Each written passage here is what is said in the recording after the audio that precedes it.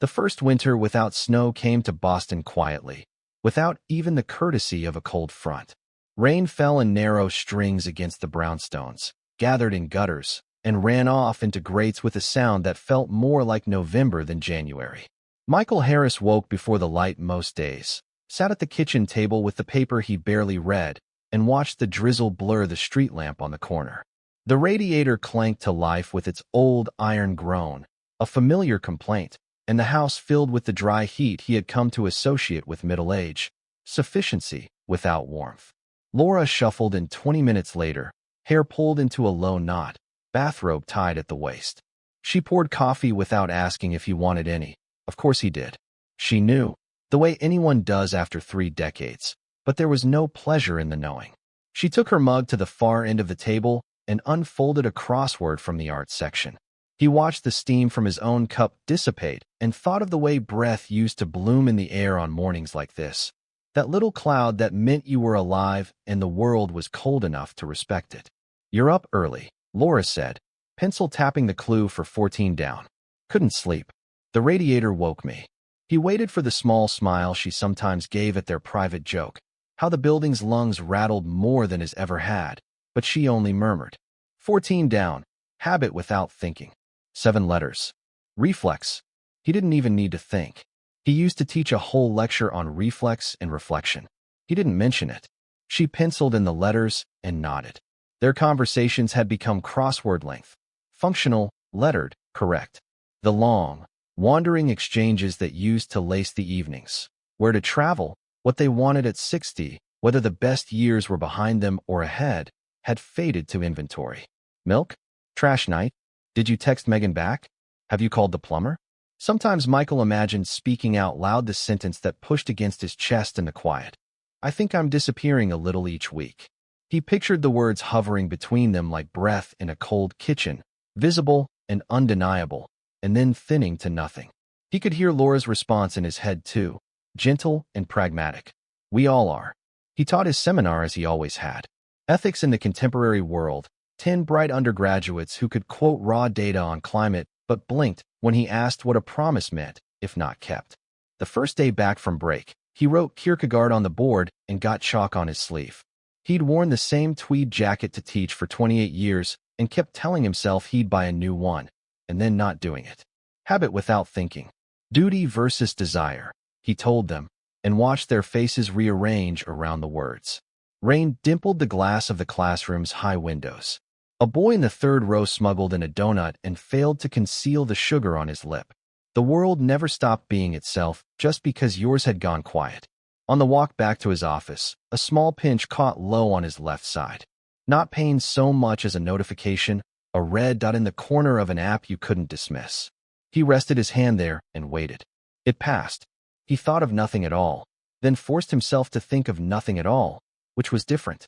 At home that evening, he rummaged for a bottle opener and found instead a photograph pressed to the back of the junk drawer.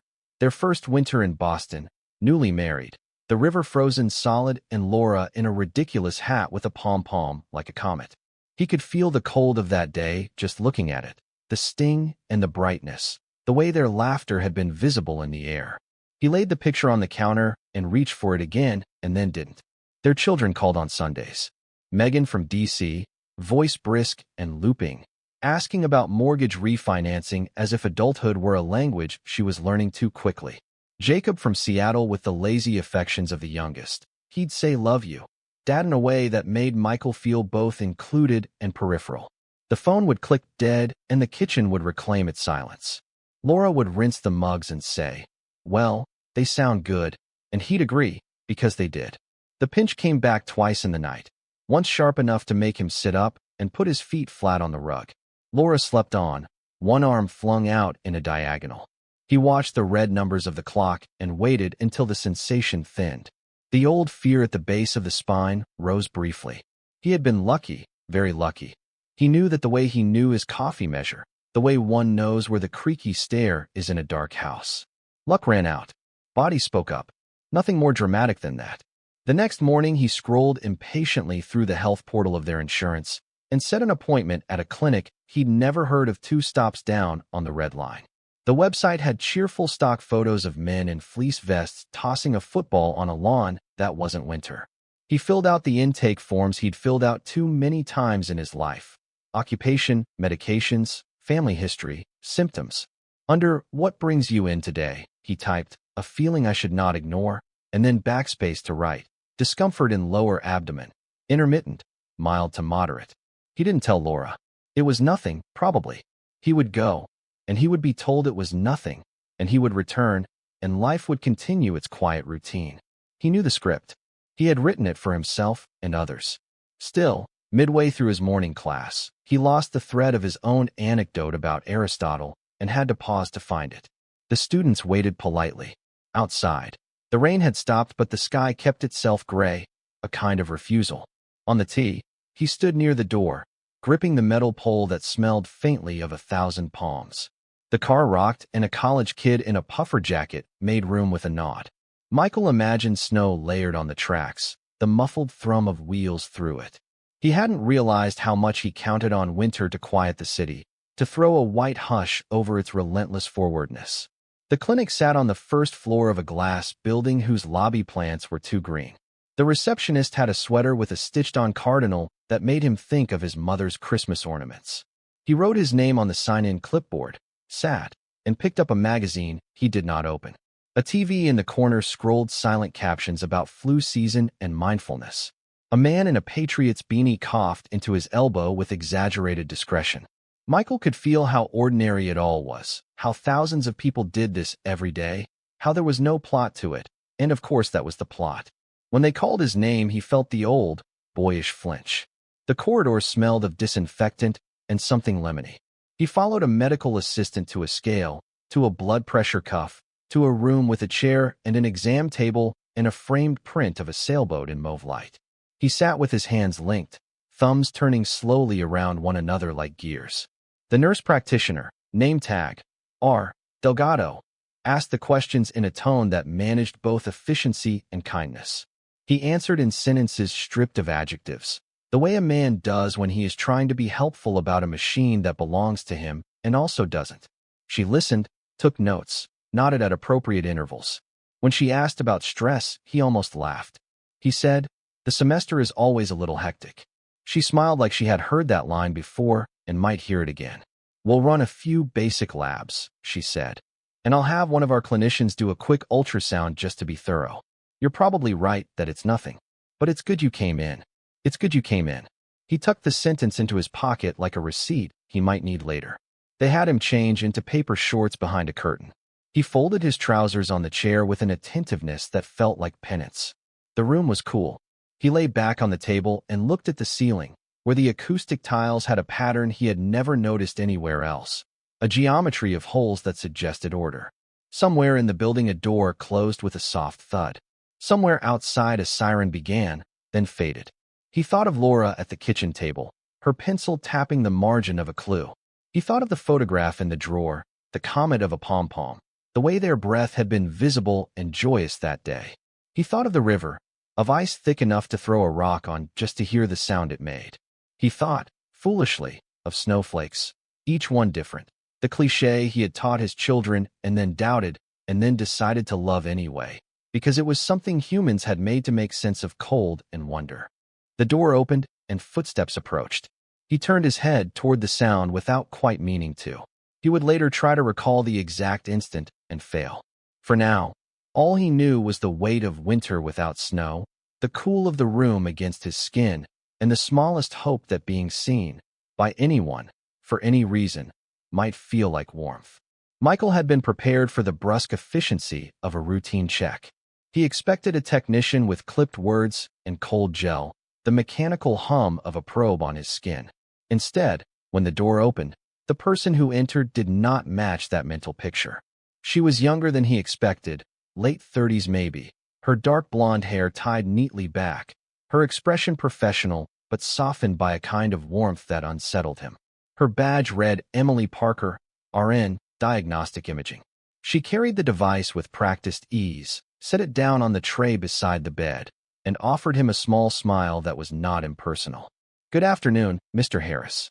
I'll be doing your ultrasound today." Her voice had a clarity to it, Not rushed, not flat. He found himself nodding too quickly, like a student eager to cooperate. All right.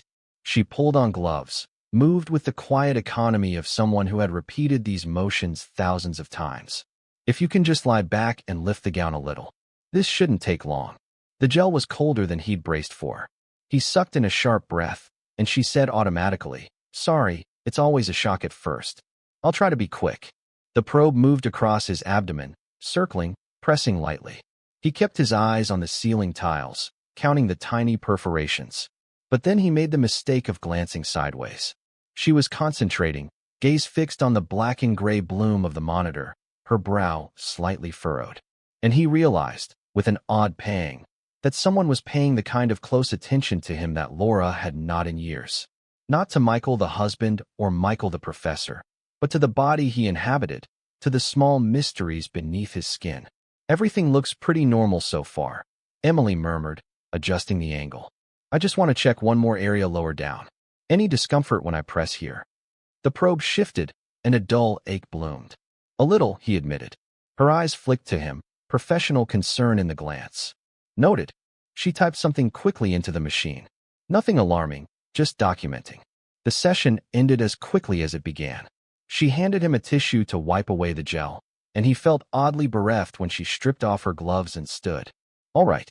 Dr. Delgado will review the images, and someone will give you a call with results. Probably within a couple of days." He nodded, sat up, pulled his shirt back on. "Thank you." Her smile was brief, courteous. "Take care, Mr. Harris." When the door shut behind her, the room seemed emptier than it had before she entered. He hated himself a little for noticing. That evening, Laura asked no questions when he returned home later than usual. She had made soup. He ate without appetite, told her only that he'd had a long day. She accepted this without comment. He watched her mouth the clues of another crossword as she ate and thought of Emily's voice saying "take care." It was absurd how much space the words took up in his mind. The results came back 2 days later, inconclusive. Nothing dangerous, the voicemail assured him, but the doctor recommended a follow-up scan to monitor some minor irregularities. He was told to schedule at his convenience. Convenience. As though mortality could be penciled in between classes and office hours. Still, he called, booked a slot. And when the confirmation email arrived, he caught his pulse quicken for reasons that had little to do with health. The second appointment was on a Thursday afternoon, the waiting room nearly empty. Rain streaked the windows again, as if the city were stuck in some endless rinse cycle. He had almost convinced himself Emily would not be there, that another technician would step in, when her voice called his name. "Mr. Harris?" He rose too quickly. She smiled politely, the same as before, but it still felt personal. In the exam room, the routine repeated, gloves, gel, the smooth sweep of the probe. But this time, he could not keep entirely still. He asked questions he hadn't meant to ask. "So do you do this all day?" "Mostly," she answered, eyes on the screen. "Diagnostics, imaging. It's a lot of repetition, but each patient's different." He almost laughed. Different shades of gray. That earned him a glance, quick but genuine. Something like that. The exchange was trivial, nothing more than a handful of words, but it carried a charge that startled him. He felt, absurdly, as though they were co-conspirators in acknowledging how strange it was to be alive inside failing, stubborn bodies. When it was over, she stripped off the gloves again, and this time, before leaving, she said, "It was nice to see you again, Mr. Harris." Nice to see you again. It was nothing. It was everything. On the train home, he watched the city smear past, brick and glass and rain, and knew he was on the edge of something dangerous. He thought of Laura waiting at the kitchen table, the crosswords, the quiet soup. He thought of the years built like sediment between them. And he thought of Emily's glance, the warmth that had slipped uninvited into his bones. That night, Laura reached for him in bed. Not with passion, just the absent-minded clutch of one body familiar with another.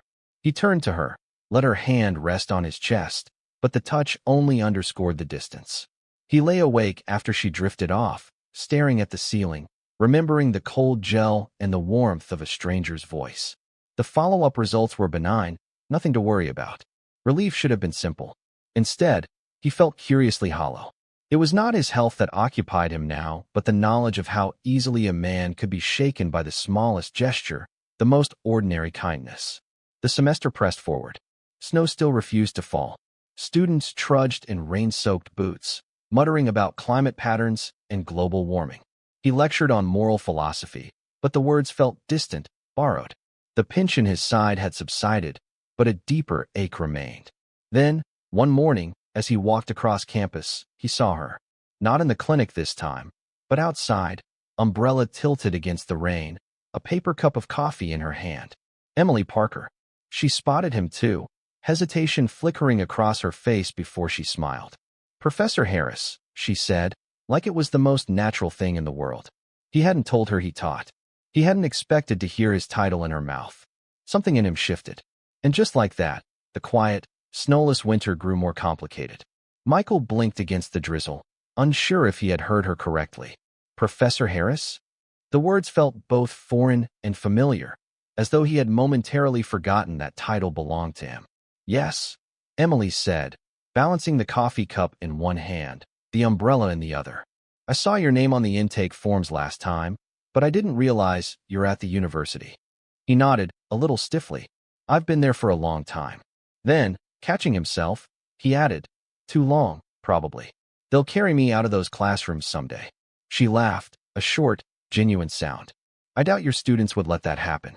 You looked the part, even just walking by. There was no reason for the remark to affect him, but he felt warmed by it, as though she had noticed him in a way that had little to do with charts and scans.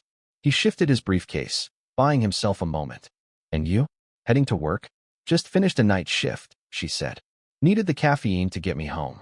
Her voice was lighter than in the clinic, unbound from the professional cadence. He realized, with a flicker of surprise, that he wanted to keep her talking. Night shifts, he said. That must be brutal. They're not ideal, she admitted. But it's quieter. Less bureaucracy, more patience. And I can walk out at 8 in the morning and feel like the city belongs to me for an hour. They stood at the edge of campus, rain ticking on the umbrellas of students streaming past. He knew he should excuse himself, step away, return to his office.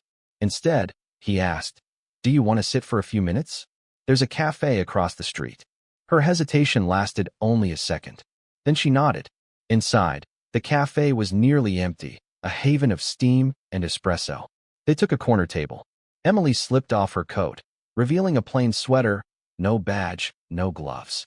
Just a woman with tired eyes and a smile that seemed to resist the fatigue.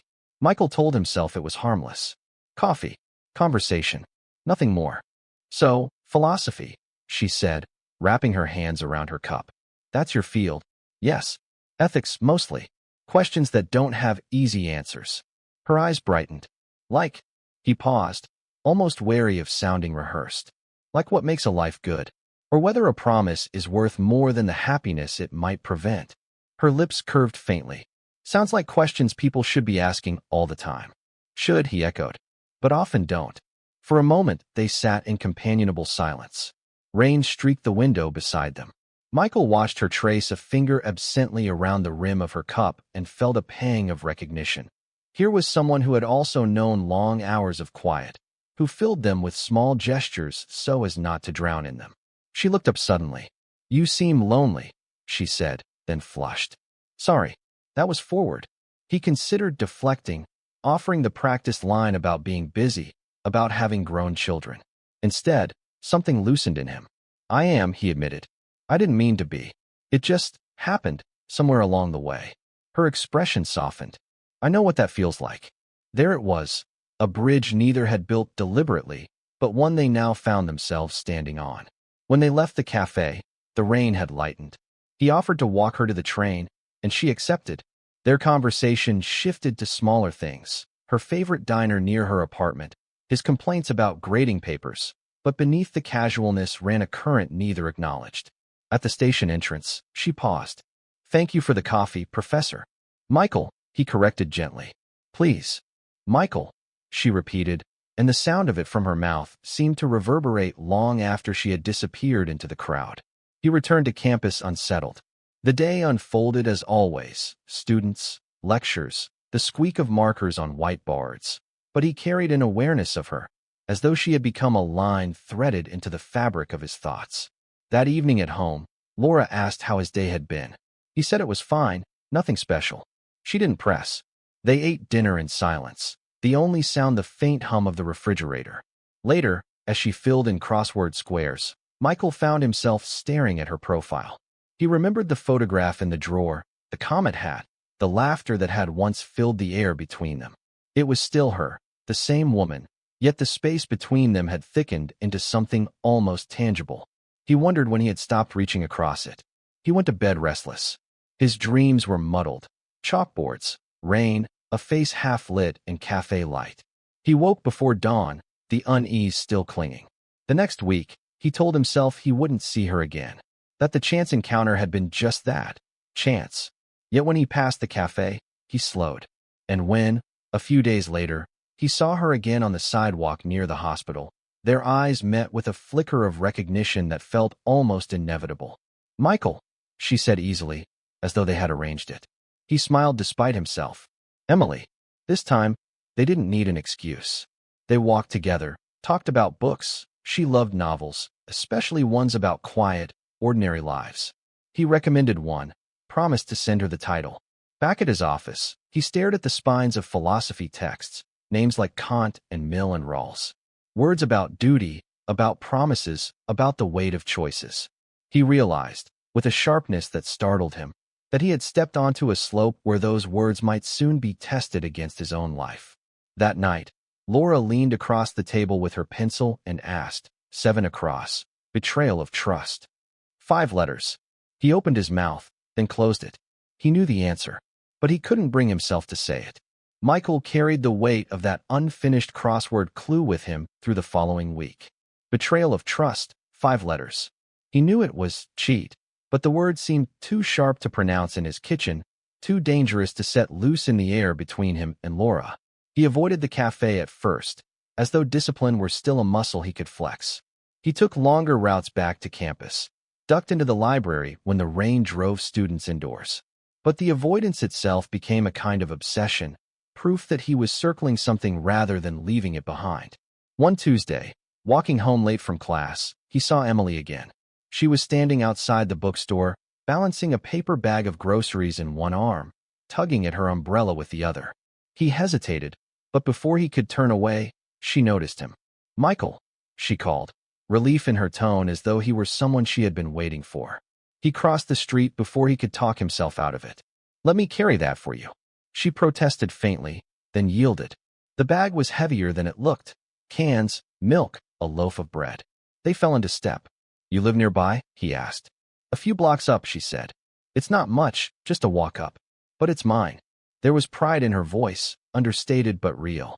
He listened as she described the peeling paint, the stubborn radiator, the balcony just wide enough for a chair in the summer.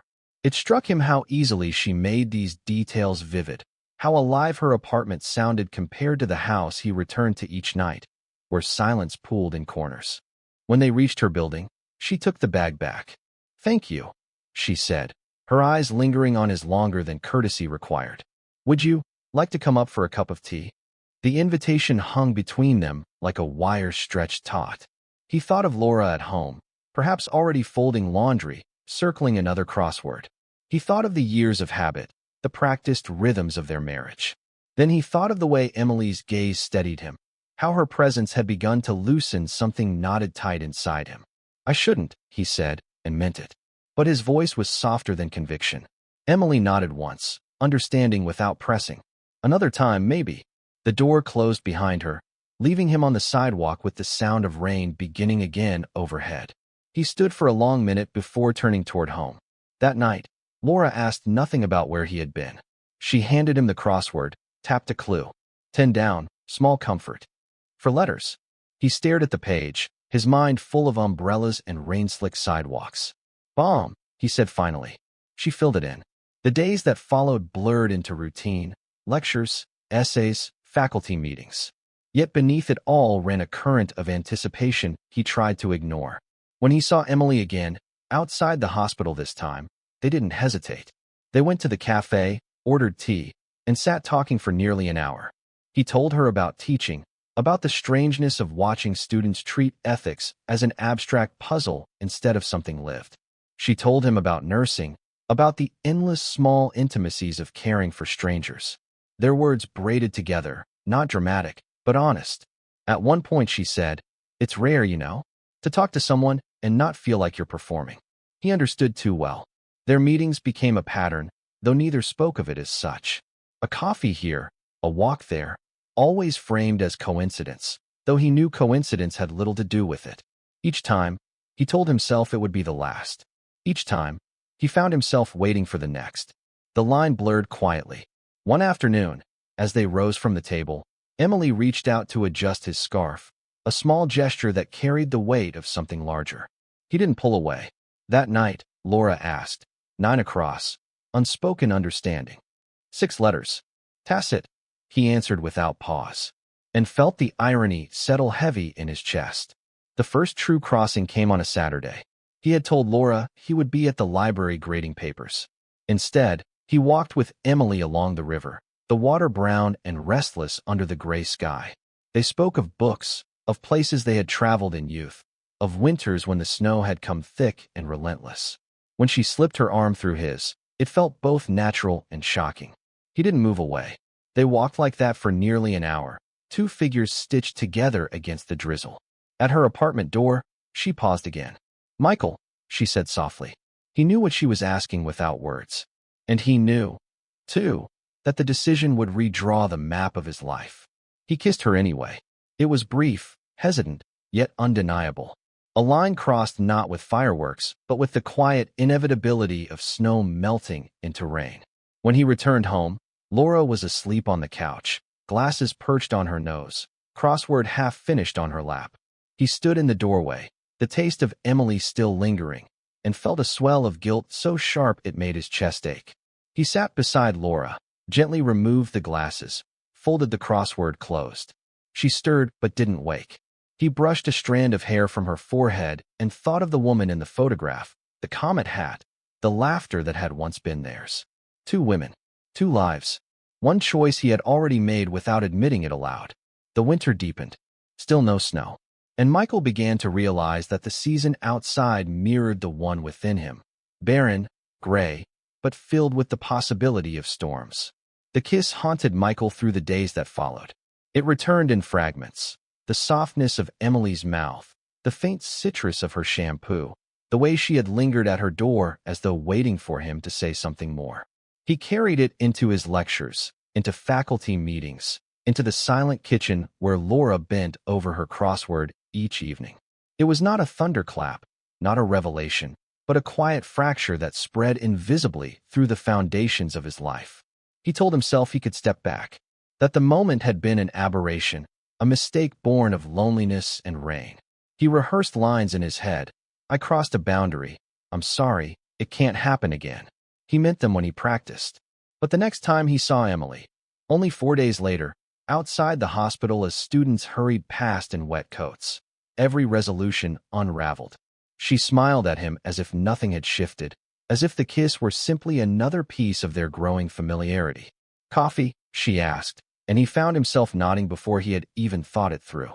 In the cafe, the conversation felt both ordinary and charged. They spoke of trivialities, his students' obsession with their phones, her frustration with new administrative software. But beneath the words, something hummed. Every time her hand brushed the table near his, he felt it. At one point, she leaned closer. "You've been quiet today. I shouldn't even be here," he confessed. "Then why are you?" The question was gentle, but it landed like a stone. He opened his mouth, closed it. The truth, that he needed her presence, that she filled a hollow he hadn't even named, was too dangerous to speak. He settled for honesty pared down to its smallest shape. "Because I want to be." Her eyes softened, and for a moment he thought she might reach for his hand. She didn't, but the space between them felt irrevocably changed. That night, at home, Laura asked, "6 down? A line you don't cross." 8 letters. Michael froze. The answer was obvious. Boundary. He gave it to her anyway. She filled it in without looking up. He excused himself early and lay awake in the dark, staring at the ceiling, wondering when the crossword had become an oracle. The weeks unfolded with increasing tension. He and Emily never spoke directly of what had happened at her door, but their meetings stretched longer, Their conversations grew more personal. She told him about her childhood in Vermont, the way winters had once buried the town in drifts so deep children tunneled through them. He told her about his father, a stern man who had died too young, leaving Michael with a sense of unfinished dialogue. Maybe that's why I became a teacher, he mused. To keep the conversation going, even if he couldn't answer. Emily listened in a way that made him feel heard to his marrow. Laura, by contrast, rarely asked anymore. She assumed she knew him. Emily discovered him anew. The difference was intoxicating. Still, guilt pressed at him like a second skin. He found himself studying Laura in odd moments. The way her fingers gripped the pencil, the line of concentration across her forehead. She was not cruel, not neglectful. She had simply become distant, as he had. The tragedy was not malice, but erosion. One evening, as they washed dishes side by side, Laura said suddenly, "You seem distracted lately." He dropped the plate he was rinsing. It clattered against the sink, unbroken. Just the semester. Too much grading. She accepted the answer with a small nod, but her eyes lingered on him a moment too long. He wondered if she suspected, if some intuition was stirring. The real breaking point came in late February. Emily texted him, a first. He hadn't given her his number, but she had found it through the hospital directory, claiming it was easier than always hoping to bump into him. The message was simple. Tea at my place? Just tea. He stared at the screen, the words throbbing like a heartbeat. He should decline. He should erase the message, erase the number, erase the temptation. Instead, he typed, "What time?" Her apartment was exactly as she had described. Peeling paint, a stubborn radiator, a balcony too small to be useful in winter. She brewed chamomile in mismatched mugs, set them on the low table. The air smelled faintly of lavender detergent. They sat close, their knees nearly touching. Conversation stumbled at first, then dissolved altogether. When she reached for his hand, he didn't resist. The contact was simple, human, yet it carried the inevitability of a door opening. "Michael," she whispered. And then they kissed again, longer this time, deeper. The tea cooled untouched on the table. He left her apartment shaken, coat unbuttoned against the night air. The city glistened with rain, streetlights blurring in the wet pavement. He walked home slowly, each step heavy with the knowledge that he had stepped past a point of no return. Laura was asleep when he arrived. He stood in the doorway of their bedroom, watching the steady rise and fall of her breath, and felt the full weight of his betrayal. Yet even as guilt gnawed at him, another truth whispered. He had not felt so alive in years. The next morning, his lecture faltered. He lost his place mid-sentence, stared at the board until a student coughed gently to bring him back. He muttered an apology, pressed forward, but the words of Aristotle on virtue and vice tasted hollow in his mouth. He was living a contradiction, and he knew it. That evening, Laura handed him the crossword. 5 down, to deceive oneself. 7 letters. He stared at the clue until the letters swam. Then, with a bitterness he couldn't disguise, he answered, "Delude." She wrote it in. Neither spoke further. Outside, the rain fell again, relentless. Winter without snow, as barren and gray as his own conscience. Yet beneath it, the storm was gathering. The storm gathered quietly at first. It was not an explosion but a steady tightening of threads, a pull in opposite directions that Michael could no longer ignore. He moved between two worlds, both familiar, both unbearable in their own way. With Emily, time felt suspended, fragile yet alive. She met him at the cafe or invited him to her apartment, where they drank tea and talked until the streetlights flickered on outside. Sometimes they kissed. Sometimes they simply sat close, knees touching, sharing silences that felt deeper than words. She asked about his students, about his fears of aging, about the way he carried himself as though always measuring the distance between who he was and who he had wanted to be. With Laura, the house was quieter than ever. She still cooked, still folded laundry, still filled crosswords with patient diligence, but she spoke less. Or perhaps he simply noticed her voice less, as though some inner ear had turned toward a different frequency. When she did speak, about a friend's illness, about the leaking faucet, about the grocery list, he found himself answering on autopilot, his thoughts elsewhere. Yet guilt clung to him, heavy and persistent. Every moment with Emily carried Laura's shadow. Every evening with Laura carried Emily's warmth. He told himself he was not the kind of man who led two lives, but the evidence was damning. It was a Tuesday in early March when the tension finally began to crest. He had spent the afternoon at Emily's apartment, the radiator hissing as they sat on her worn couch. She had pressed her head against his shoulder, murmured, "Sometimes I think I missed my chance at a family. It's too late now." He had answered before thinking, "It's not too late." Her silence afterward had been charged, almost trembling. When he left, she kissed him with a depth that felt like commitment, as though a door had opened between them and she was asking him to step through. At home that evening, Laura watched him more closely than usual across the dinner table. He ate quickly, kept his eyes on the plate, but he felt her gaze like a weight. Finally, she said, "Michael, are you seeing someone?" The fork clattered from his hand. "What? You're distant," she said calmly. "Distracted. You leave without explanation. You smell different sometimes, like perfume that isn't mine." He opened his mouth, closed it. The practiced lies deserted him. Laura set down her pencil, folded her hands. "I don't want to play games. If there's someone else, just tell me." His heart thudded painfully. He thought of denial, of retreat. He thought of Emily's eyes when she had whispered it's not too late. "I don't know what to tell you," he said finally, and hated himself for the cowardice. Laura's lips pressed into a thin line. "Then that's answer enough."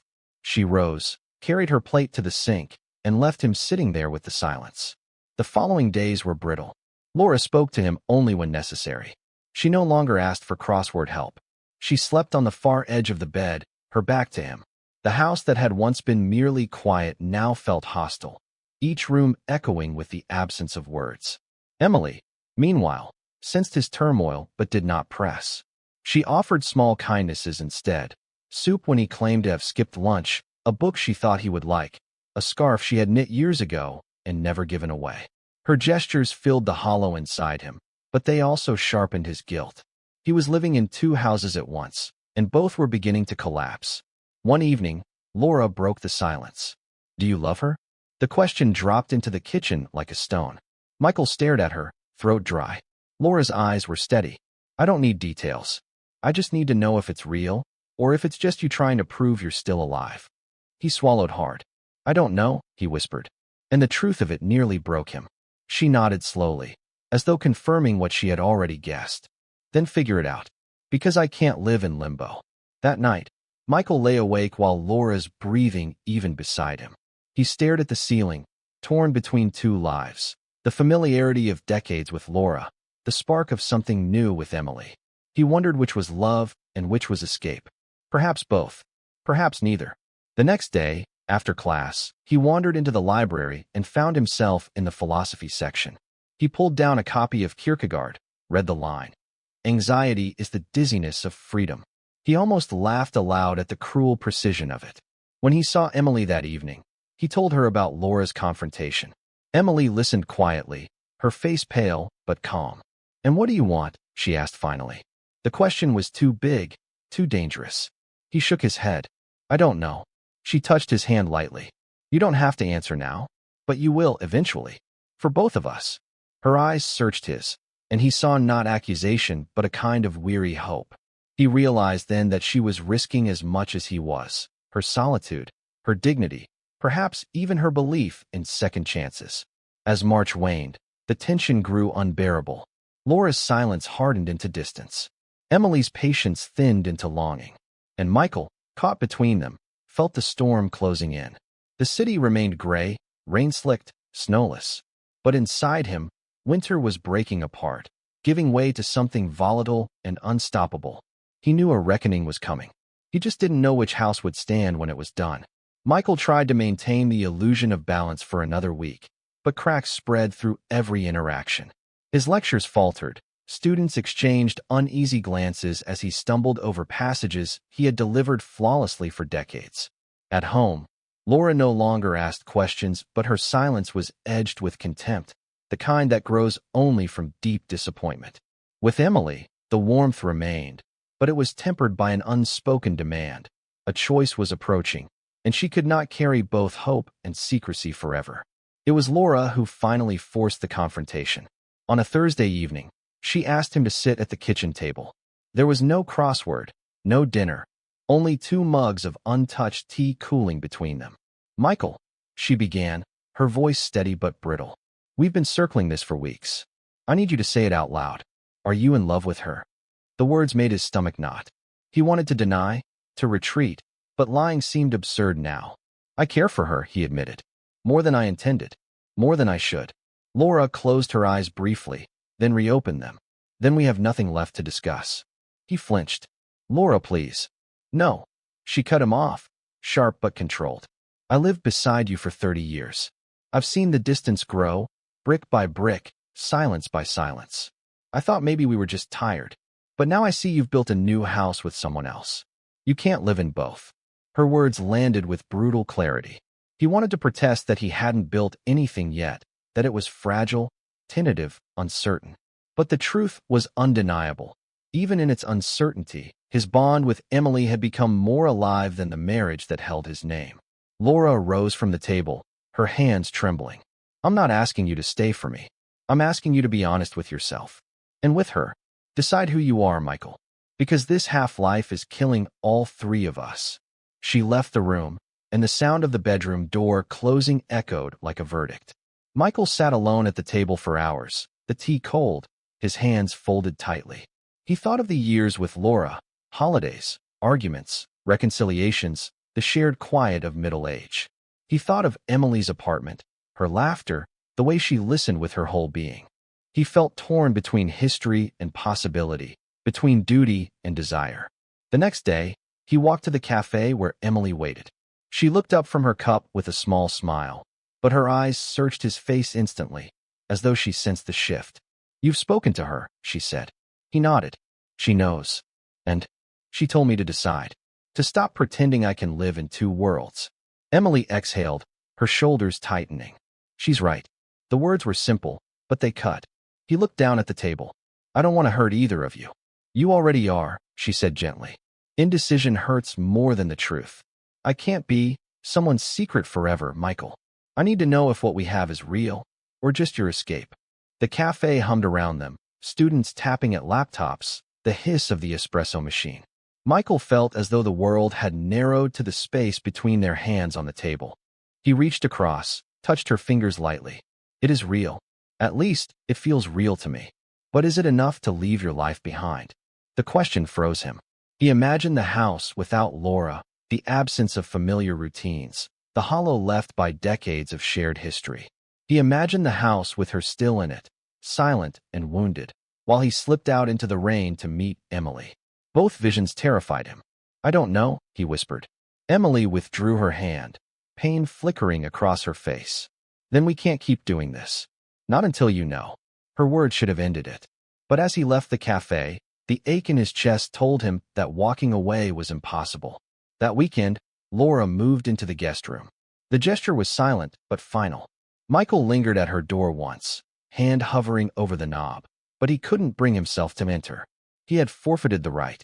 On Monday, he stood in front of his students and lectured on Sartre's notion of freedom, the idea that man is condemned to be free, forced to choose even when the weight of choice is unbearable. His voice shook as he said it, and a few students glanced at him curiously, as if sensing the personal storm behind the abstract theory. That evening, unable to bear the emptiness of the house, he walked to Emily's apartment unannounced. She opened the door, startled, then stepped aside. "I shouldn't have come," he said, even as he entered. "No," she agreed softly. "But you did." He sat on the couch, head in his hands. "Laura's moved out of our room. She knows it's over, even if I can't say it." Emily sat beside him, silent for a long while. Then she said, "I don't want to replace her, Michael. I don't want to be a shadow of what you lost. If we do this, it has to be because you choose me, not because you're fleeing her." He lifted his head, met her eyes. They were steady, unwavering. He realized then that she was giving him not an ultimatum but a chance to step into something real, something alive, if only he had the courage. The storm had broken. There was no more room for delay. Michael left her apartment that night knowing he stood at the edge of a decision that would define the rest of his life. The rain was falling harder, the streets shining with it. He thought of Kierkegaard again. Anxiety is the dizziness of freedom. And he was dizzy now, reeling on the edge of freedom or ruin.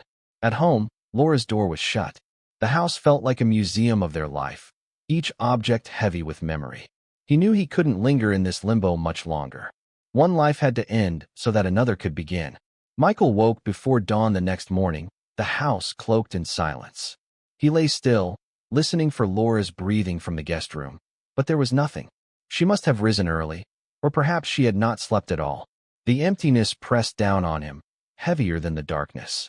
He rose, pulled on a sweater, and wandered the house like a stranger. In the living room, the crossword puzzle book lay open on the coffee table. Laura's neat handwriting filled most of the grid, but one clue remained blank, 7 across, point of no return. 6 letters. Michael stared at it until his vision blurred. He whispered the answer aloud, though no one was there to hear him. Rubicon. That day at the university, he barely managed to get through his lecture. The words came out flat, drained of conviction, as if he were reading someone else's notes. When class ended, a student lingered to ask a question about the final essay. Michael heard the words but barely registered them, his mind already drifting back to the house, to Laura's closed door, to Emily's waiting eyes. By evening, the decision weighed so heavily that he could no longer pretend it wasn't pressing. He returned home to find Laura in the kitchen, her coat draped over a chair, suitcase beside her. She looked up when he entered, her expression calm, almost gentle. "I'm going to stay with my sister for a while," she said. He swallowed. "Laura." She held up a hand. "No explanations. Not now. You'll only tangle yourself in excuses, and I don't have the energy for that. All I'll say is this. I loved you, Michael. I still do in some form. But I can't compete with a ghost I no longer recognize." Her words pierced him more deeply than accusation would have. He wanted to protest, to promise change, but she had already made her choice. She zipped the suitcase, lifted it with quiet efficiency, and brushed past him. At the doorway she paused. "One day, maybe you'll figure out what you were really searching for. I just hope you don't destroy it when you find it." The door clicked shut behind her. The house exhaled in her absence, vast and hollow. Michael stood motionless, the sound of his own breathing loud in the silence. He had not chosen, not actively, yet a choice had been made nonetheless. Laura was gone. He drifted to the window, staring at the rain-slicked street. For a long time, he remained there, paralyzed. Then, almost against his will, his feet carried him toward Emily's apartment. She opened the door quickly, as though she had been waiting. Relief flooded her face, followed by worry. "You look exhausted," she said. "I am." He stepped inside, dripping from the rain. The radiator hissed, casting the room in a dim warmth. He lowered himself onto the couch and buried his face in his hands.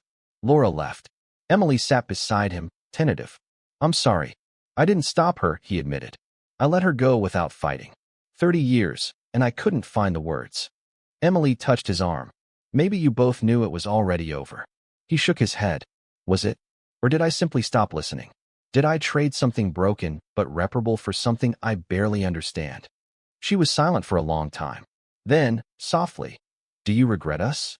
Michael lifted his head, met her eyes. They were steady, vulnerable.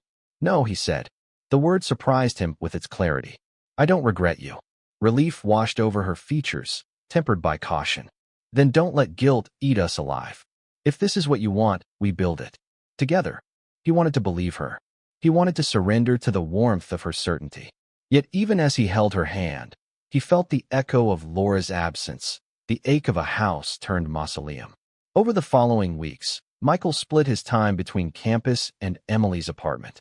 She welcomed him, made space for his books on her shelf, cooked simple meals that filled the small space with comfort.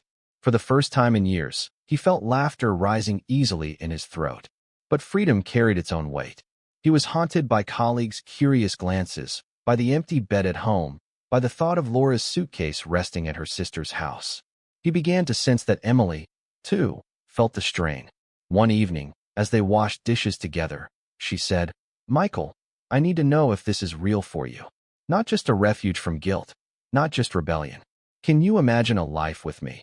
Not in secret, not halfway, but fully." He set down the dish, met her gaze. "Yes," he said. But even as he spoke, he heard the hesitation in his own voice. Emily frowned. "You can't say it like a theory. You either step into it, or you don't." Her ultimatum echoed Laura's earlier words, and for the first time he realized how cornered he was. Both women had demanded the same thing in different languages, a decision. That night, unable to sleep, he stood on Emily's balcony, staring at the city lights. The rain had paused, leaving the streets glistening. He thought of the blank crossword clue again, Rubicon, a point of no return. He was already across it. The only question was what lay ahead. The next morning, as he walked to campus, the air felt sharper, the sky brighter, as though spring were finally stirring. Yet inside, the storm only intensified. He taught his class on moral responsibility, his voice tight with irony. He spoke of choice, of accountability, of the cost of freedom. His students scribbled notes, oblivious to the fact that their professor was lecturing himself. After class, he returned home, not to Emily's, but to the house Laura had left behind. The silence was unbearable. He wandered room to room, touching objects that still carried her presence. The worn armchair, the framed photographs, the crossword book left open. In the bedroom, he sat on the edge of the bed and whispered aloud, "What have I done?" No answer came. Only the creak of the house settling around him, the groan of pipes in the walls. He realized then that choice was not a single act, but a series of consequences, rippling outward. He had chosen Emily by default, by letting Laura slip away. But had he chosen her fully, or merely stumbled into her arms? The question burned as he returned to Emily's that evening. She greeted him with a smile, but he could not return it fully. Something inside him was shifting, restless, demanding honesty. The storm had not ended with Laura's departure. It was only beginning. Michael awoke one morning to the unfamiliar scent of lavender sheets and the muted hum of Emily's old radiator. For a few moments, he forgot where he was. Then the memories settled, Laura's departure, the hollow house, the decision half made by his silence. He turned to see Emily still asleep, her breath steady, one hand curled loosely near her face. She looked peaceful, and for a fleeting second he imagined this could be his life, a new beginning carved from ruin. But when he rose and moved to the kitchen, the weight of everything returned. The mugs were mismatched, the counter cluttered, the air tinged with the faint dampness of an old building. He felt both tenderness and claustrophobia. He poured coffee and wondered if he had mistaken escape for love. Later that day, he returned to his office at the university. A colleague, Professor Abrams, stopped by. "You look worn out, Michael. Everything all right at home?" The question struck too close. He forced a smile. "Just busy with grading." Abrams studied him for a moment, then nodded. "We all get caught in our own storms." He left without pressing further, but the encounter left Michael rattled. How long before whispers started? How long before his private life became the subject of speculation among students and faculty? That evening, Emily made pasta and lit a single candle on the table. She chatted lightly about a novel she was reading, but Michael could barely respond. Finally, she set down her fork. "You're somewhere else again," she said quietly. "I'm sorry," he murmured. She leaned forward, her eyes sharp. "Michael, I need to know you're really here. Not drifting between me and the ghost of your marriage. I can't be half of someone's life." He rubbed his temples. "I don't know how to let go of 30 years overnight." "I'm not asking you to forget," she said. "But you have to choose to be present. Otherwise, this will destroy us both." Her words lingered as he lay awake that night. Emily's warmth was beside him, yet in the silence, Laura's absence felt louder. He pictured Laura at her sister's, perhaps telling the story of her failed marriage in clipped sentences, perhaps weeping in private. The guilt gnawed at him until dawn. Days turned into weeks. Emily grew restless. She wanted to go out together, to stop hiding. She suggested dinners in town, weekends away. But Michael resisted, always finding excuses, too much grading, colleagues he might run into, the risk of being seen. Their love, born of secrecy, was suffocating in it. One Saturday, Emily confronted him directly. "Do you want a future with me, Michael? Or do you just want the comfort of my company until the guilt fades?" He froze. "I want you," he said, but his voice cracked with uncertainty. She studied him, her face lined with hurt. "You want both worlds, but you can't have them. Not anymore." The confrontation spilled into silence. Emily withdrew emotionally, though she remained physically close. Michael felt the distance growing. The same erosion he had once lived with Laura. The cruel irony was undeniable. In fleeing emptiness, he had carried it with him. Meanwhile, Laura called him unexpectedly. Her voice was calm, measured. "Michael, I've decided not to come back. I'll stay with my sister until I find a place of my own. I don't want you to worry about me." He tried to respond, but his throat tightened. Finally, he whispered, "I'm sorry." She paused. "I believe you. But sorry doesn't change what's broken." When the call ended, he sat motionless for a long time. It was final now. There would be no repairing the marriage. Emily sensed his mood when he arrived that evening. "You saw her?" she called. Emily's hands tightened on the edge of the counter. "And what did she say?" "That it's over." Emily looked at him with something between relief and sorrow. "Then this is our chance, Michael, to build something new." But he couldn't answer. His silence stretched, and she turned away. The weeks that followed were fraught. Michael moved more of his belongings into Emily's apartment, but the act felt more like exile than homecoming. He missed the familiar rhythms of his old house, even in its emptiness. Emily sensed it, and resentment brewed beneath her patience. One evening, after another strained dinner, she said, "You still live in that house in your head. I can feel it. You're with me, but your heart is split." He tried to protest, but she cut him off. "You can't build a future if half of you is mourning the past." The words stung because they were true. He had thought choosing Emily would be enough, but choice alone did not erase grief or guilt. The climax came late one night. Rain lashed against the windows, the city lights blurred in the storm. Michael sat on the couch, staring into nothing. Emily approached, her voice trembling. "I can't keep waiting for you to arrive in your own life," she said. "If you can't give yourself fully, then this will eat me alive. I love you, but I can't be your halfway house." Michael looked up, his chest heavy. "Emily, I don't know how to be whole anymore." Tears welled in her eyes. "Then maybe you need to be alone until you figure it out." The silence that followed was devastating. She turned away, retreating to her bedroom. He remained on the couch, listening to the storm outside, realizing he might lose both women. One already gone, the other slipping through his fingers. He thought of Kierkegaard again, anxiety as the dizziness of freedom. He understood it now fully. Freedom was not a gift, but a burden, and he had squandered it by refusing to face it head-on. By dawn, the storm had passed, leaving the streets washed clean. Michael sat in the pale light, hollow, knowing the final reckoning was close. The morning after the storm, Michael walked through the quiet streets with no destination. The air smelled of wet asphalt and budding trees, the first hints of spring after a long, gray winter. Yet inside, he felt no renewal. His chest was heavy, his steps uneven, as though every corner of the city bore witness to his failures. At the university, he lectured on responsibility in Dostoevsky, his voice hollow. A student raised her hand and asked, "Professor, do you believe people can ever truly escape the weight of their choices?" Michael froze. The question struck too precisely. He cleared his throat. "We don't escape," he said slowly. "We learn to carry them, or they crush us." His words hung in the air, unsettling even himself. That evening, he returned to Emily's apartment to find her already packed. A suitcase rested by the door. She sat on the couch, pale but composed. "I can't do this anymore," she said before he could speak. "I thought we could build something real, but you're still living with ghosts. I need someone who can meet me in the present, not linger in the ruins of his past." His throat tightened. "Emily, please." She shook her head. "Don't beg. Don't promise what you can't give. You care for me, I know that. But care isn't enough. Not for the life I want." He stepped closer, desperate. "I chose you. I stayed when Laura left. Doesn't that mean something?"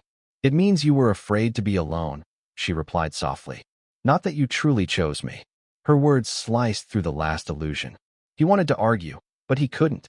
She was right. He had drifted into her arms not from conviction, but from fear of emptiness. Emily stood, lifting the suitcase. "I'll always be grateful for what we shared. You reminded me that I could still feel, still risk. But I can't be the remainder of your indecision." She kissed his cheek gently, then walked out into the pale evening light. The door closed behind her with a finality that left him stunned. For the second time in months, he was alone.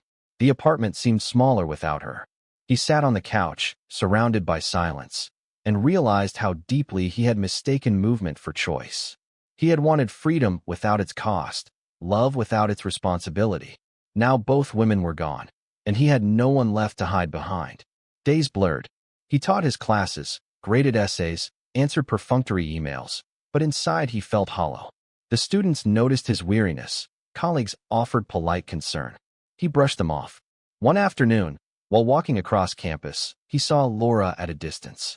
She was with her sister, carrying a bag of groceries, laughing at something. The sight struck him with a painful clarity. She was healing, finding a life beyond him. She looked lighter, freer. He stood frozen until she disappeared around the corner. That night, he returned to his empty house. Dust had gathered on the bookshelves, the air stale from disuse. He moved from room to room, touching the familiar objects as if they might speak. In the bedroom, he found the old crossword book still lying on the nightstand. He turned to the unfinished page. Rubicon stared at him again, unanswered. With a trembling hand, he wrote it in. The letters seemed to seal his fate. The point of no return had long been crossed. In the following weeks, he began to confront the silence rather than flee it. He spent evenings reading, writing in a journal, walking alone by the river. At first the solitude was unbearable, a mirror reflecting every failure. But slowly, it began to shift.